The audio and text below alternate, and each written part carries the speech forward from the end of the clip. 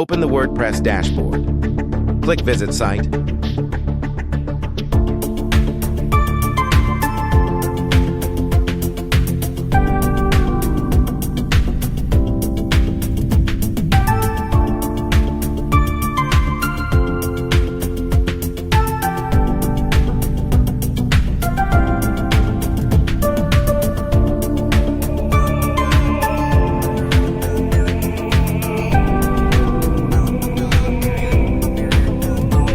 Click Edit with Elementor.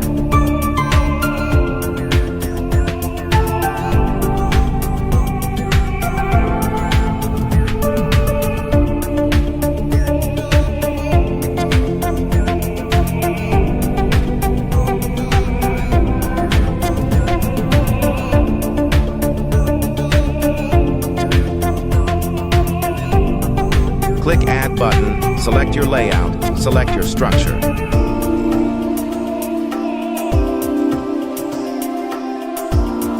Search spacer. Drag spacer icon. Increase the space size. Click Update.